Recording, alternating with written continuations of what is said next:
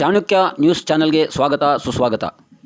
ಬಂಧುಗಳೇ, ಕ್ಯಾಸಂಬಳ್ಳಿಯಿಂದ ಆಂಧ್ರದ ಗಡಿಯಲ್ಲಿರ್ತಕ್ಕಂತಹ ಕುಪ್ಪಂ ನಗರಕ್ಕೆ ಹೋಗುವ ಮುಖ್ಯ ರಸ್ತೆಯು ಇದಾಗಿದ್ದು, ಈ ರಸ್ತೆಯ ಬದಿಯಲ್ಲಿ ನೀರಾವರಿ ಪ್ರದೇಶ ಅಂದರೆ ಭತ್ತ ಬೆಳೆಯತಕ್ಕಂತಹ ಗದ್ದೆ ಪ್ರದೇಶ ಆಗಿದ್ದು, ಈ ಪ್ರದೇಶದಲ್ಲಿ ಅಕ್ರಮವಾಗಿ ಬಡಾವಣೆಯನ್ನು ನಿರ್ಮಿಸಿದ್ದು, ಇದರ ಪರಿಣಾಮ ಪಶ್ಚಿಮದ ಕಡೆ ಇರತಕ್ಕಂತಹ ನೀರಾವರಿ ಗದ್ದೆಗಳೆಲ್ಲ ಹೆಚ್ಚಿನ ಸಂಖ್ಯೆಯಲ್ಲಿ ನೀರು ನಿಂತಿದ್ದು, ಸದರಿ ನೀರಿನಿಂದ ಗದ್ದೆ ಪ್ರದೇಶದಲ್ಲಿ ಬೆಳೆಗಳನ್ನು ಅಂದರೆ ಭತ್ತ ಬೆಳೆಯಲು ಹಾಗೂ ಬೇರೆ ಯಾವುದೇ ರೀತಿಯ ಬೆಳೆಗಳನ್ನು ಬೆಳೆಯಲು ಆಗದೆ ರೈತರು ಬಹಳ ತೊಂದರೆಯನ್ನು ಅನುಭವಿಸುತ್ತಿದ್ದಾರೆ.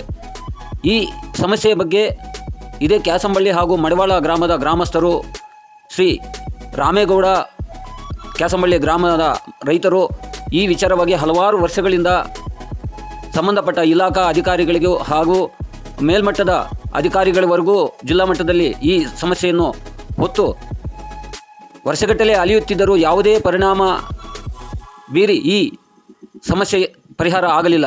ಆದ್ದರಿಂದ ಈ ವಿಡಿಯೋವನ್ನು ತಮ್ಮ ಗಮನಕ್ಕೆ ತರುತ್ತಿದ್ದೇನೆ. ಸಂಬಂಧಪಟ್ಟ ಅಧಿಕಾರಿಗಳು ಕೂಡಲೇ ಈ ಸಮಸ್ಯೆಯನ್ನು ಬಗೆಹರಿಸಲು ಈ ಮೂಲಕ ತಮ್ಮಲ್ಲಿ ವಿನಂತಿಸುತ್ತಿದ್ದೇವೆ. ಇಂತಿ ನಿಮ್ಮವ ಶ್ರೀನಿವಾಸ್.